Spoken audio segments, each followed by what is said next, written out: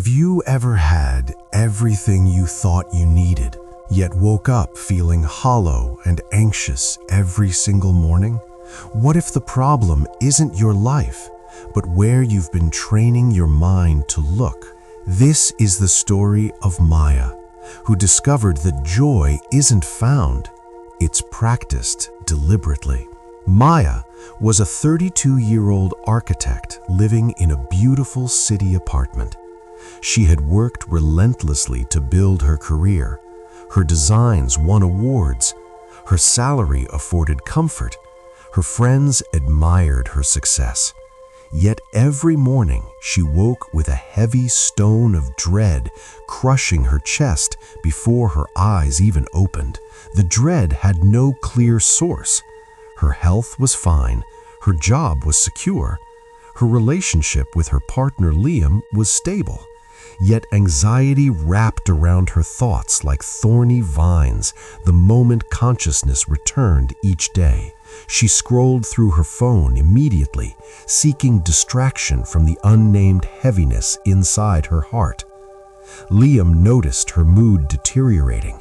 She snapped at small inconveniences. She saw problems everywhere, in traffic, in conversations, in weather, in everything. Her mind had become a machine that turned every moment into evidence that something was fundamentally wrong. Liam felt helpless watching someone he loved drowning in invisible darkness. One particularly suffocating morning at 4 a.m., Maya gave up trying to sleep. She dressed quietly and walked to the nearby park, desperate for air that didn't feel so heavy. The pre-dawn darkness felt less oppressive than her bedroom. At least outside, her anxiety had space to breathe and dissipate slightly into the open sky. She found an elderly woman sitting on a park bench, completely still, eyes closed, face tilted slightly upward. The woman radiated something Maya hadn't felt in years: peace. Not the absence of problems, but the presence of something deeper. Maya stopped walking, drawn to this unexpected serenity like a moth to the only light in total darkness. The woman opened her eyes and smiled at Maya without surprise, as if she'd been expecting her. "You're looking for the door," she said gently. Maya felt tears rise unexpectedly. "What door?" The woman gestured to the bench. "Sit. I'll show you where you've been standing in front of it your entire life without seeing it clearly." Iris asked Maya what she thought about first thing each morning. Maya answered honestly, her to-do list, her anxieties, what could go wrong that day, what went wrong yesterday. Iris nodded knowingly. "Your mind is a garden. For years you've been watering only the weeds. The flowers are still there, but they're dying from neglect." Maya protested weakly. "But there are real problems. Ignoring them won't make them disappear." Iris smiled. "I'm not asking you to ignore problems. I'm asking you to stop starving everything else. Your attention is water. Whatever you pour it on will grow. You've been growing a forest of suffering while your garden of joy dies unwatered." Iris pulled a small, worn notebook from her coat pocket.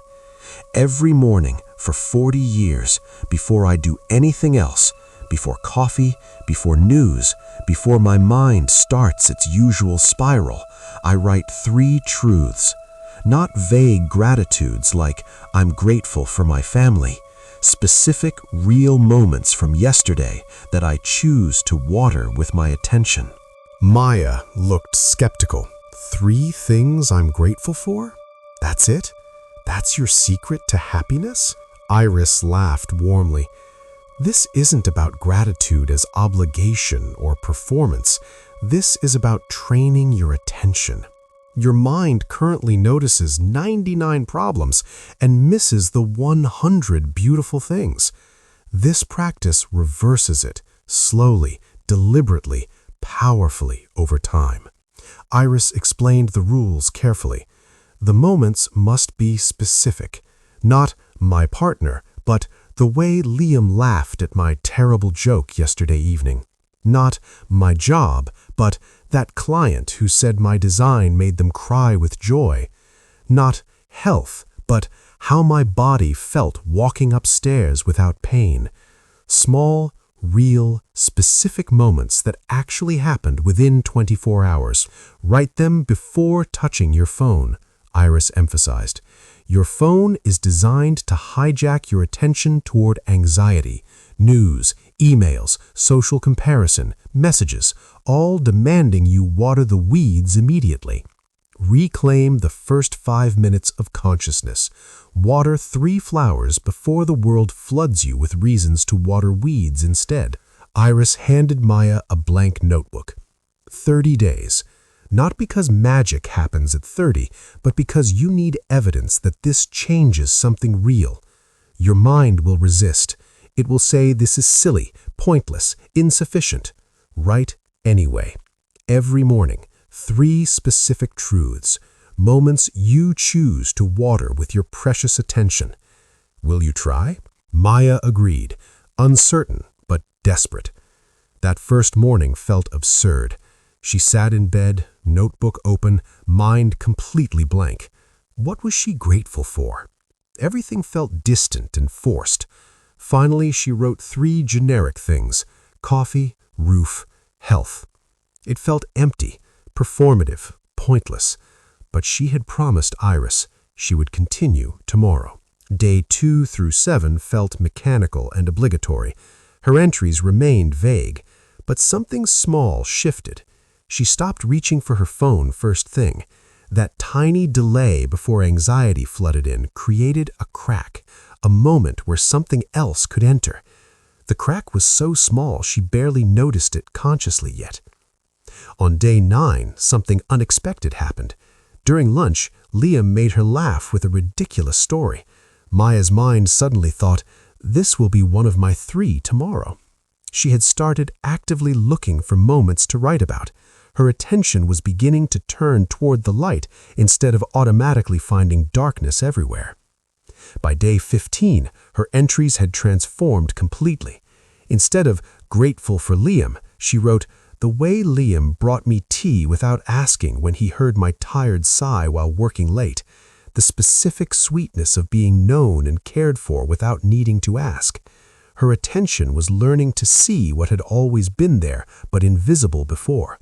Liam noticed the change before Maya did. You seem lighter somehow, he said carefully one evening. Less trapped. Maya realized he was right. The stone in her chest hadn't disappeared completely, but it had shrunk. Space had opened around it. Room to breathe. Room for something else besides dread to exist in her mornings. On day 23, Maya woke up naturally before her alarm. For the first time in years, she felt curiosity instead of dread. What 3 moments would she capture today? She realized with shock that she was actually excited to write.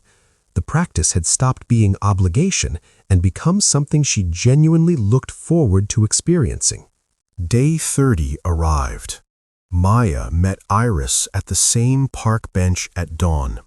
She showed Iris her filled notebook. Pages of specific moments she'd chosen to water with her attention. Iris smiled, but didn't praise her. The practice isn't finished. It never finishes.